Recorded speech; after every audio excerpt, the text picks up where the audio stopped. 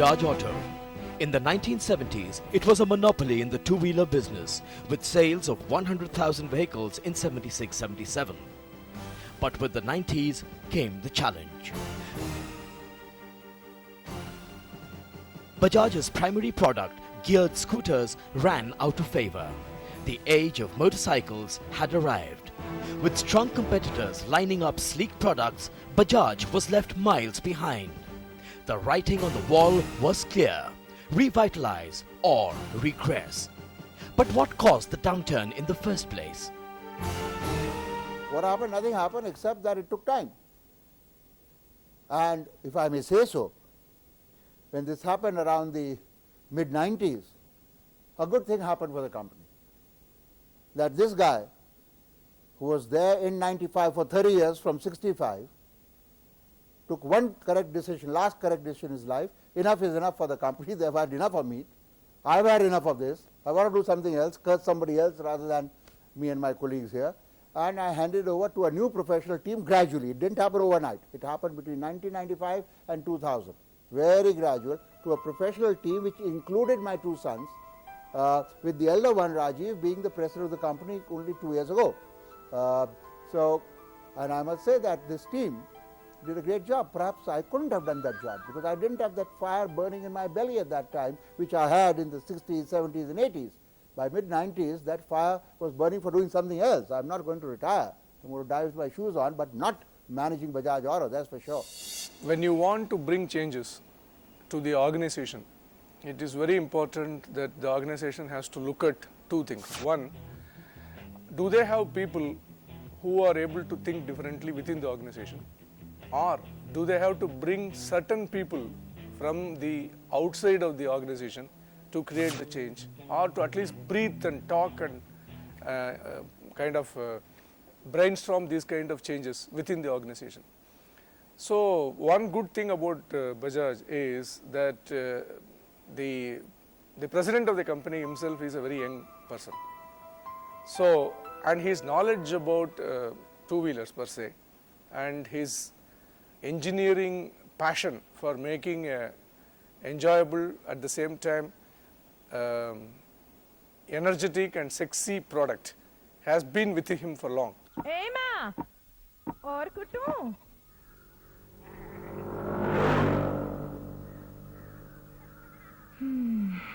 That is hot.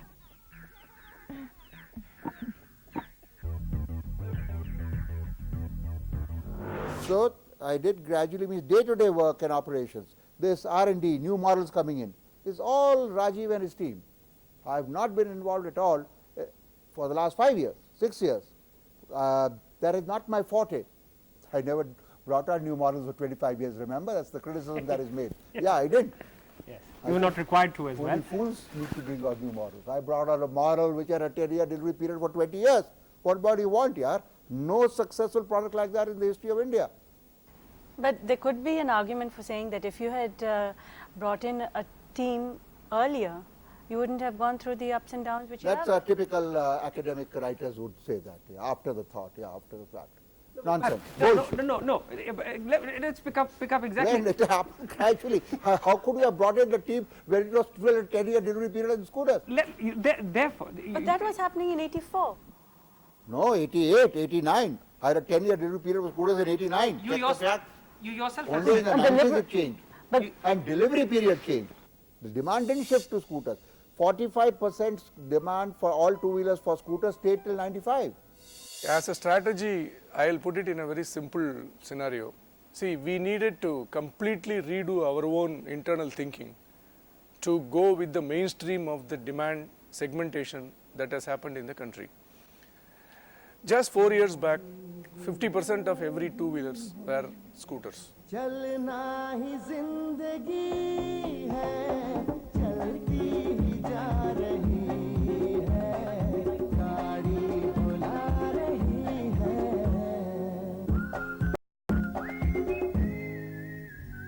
Today, it's scooters, I'm talking of geared scooters, it's only 10% of the total market. 75% of the two-wheelers are today motorcycles. So when Bajaj had to adopt itself to the mainstream of demand, we need to first understand who are these consumers, and who are they? Why are they buying this? The first thing that is very critical here is style, form are more important than actually the function.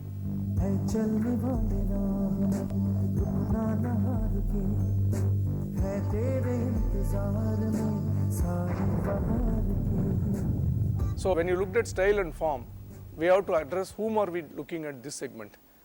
And one more important point when we shifted this focus, while fuel efficiency is the main barometer for all 4-stroke motorcycle, the consumers are far more younger in their demand and far more younger in their behavior and far more younger in their exposition and expectation from the market, from the people who offer.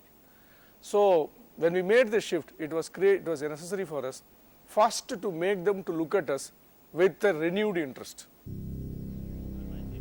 Everybody knew Bajaj. Everybody knew Bajaj is strong, reliable, efficient and value for money. But what was missing probably in the past was they were looking at excitement from Bajaj for a person who was wanting to buy a first two-wheeler and that to a bike. Kawasaki Bajaj Caliber, the unshakable.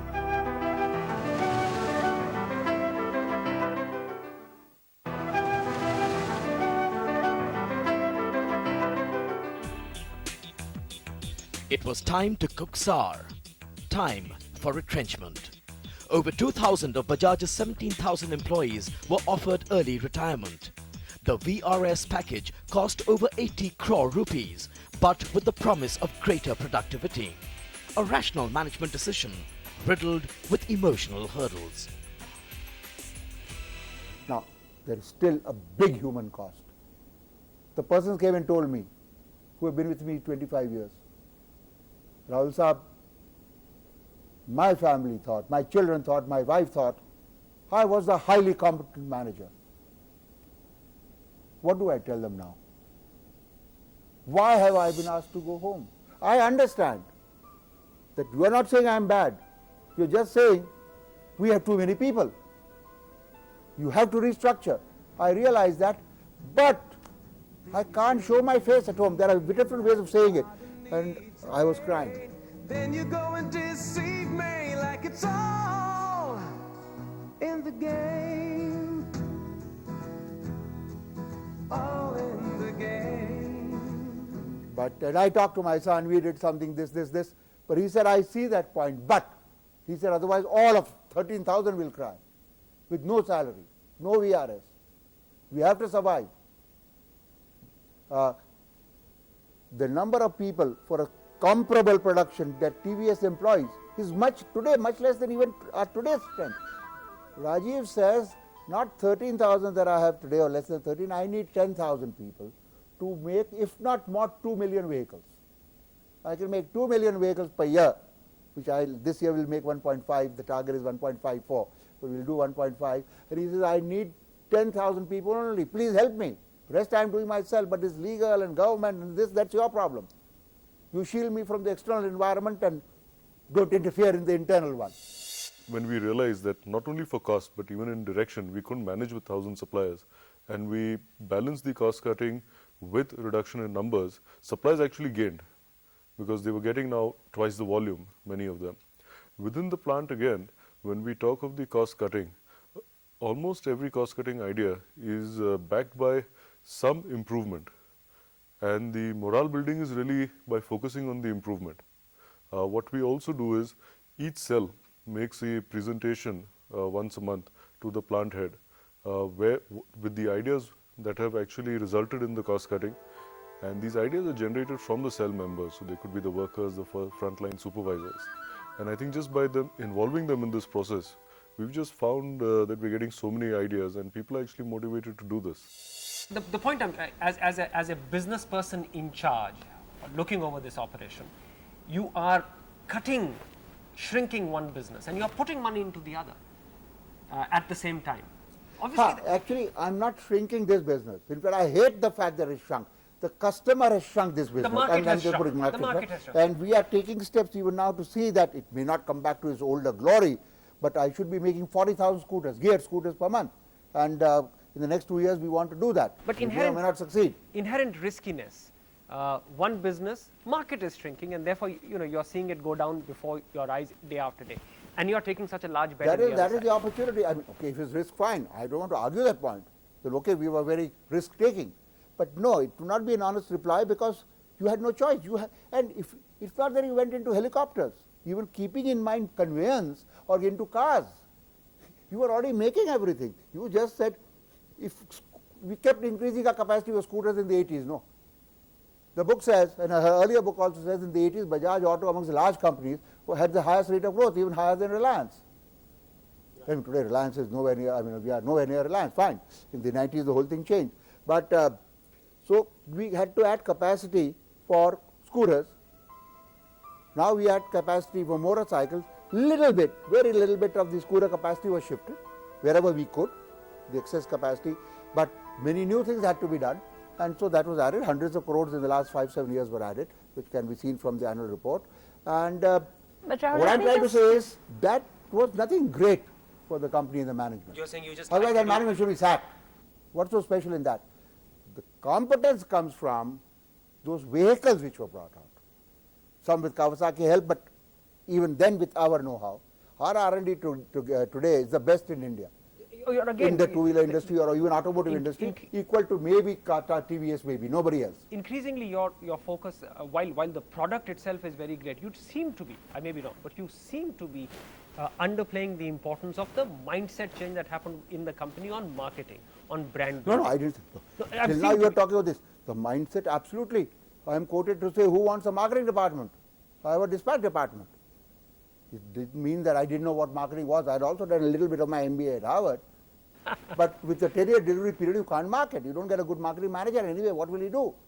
Today, with the best product, he will fail if you don't have good marketing, just as the best marketing in the world, Mr. Kotler or any the best marketing whiz kids in the world can't sell an inferior product. That's very clear.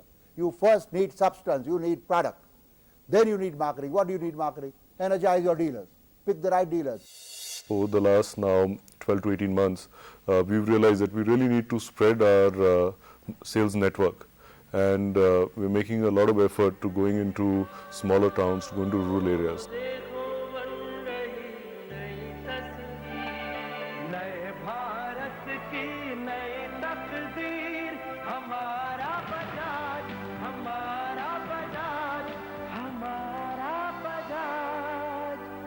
In this, whatever is required to be spent, again, as I said, these are not large numbers, but we go ahead and spend it because we know it is important. When, on the other hand, we come to something like our advertising budget, which is a fairly large number. Last year it was about 120 crores.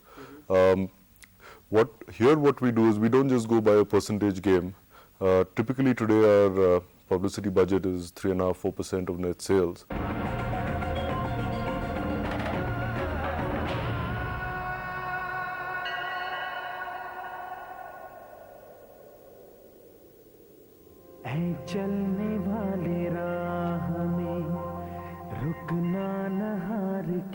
So one way is to cap it to make sure it doesn't go higher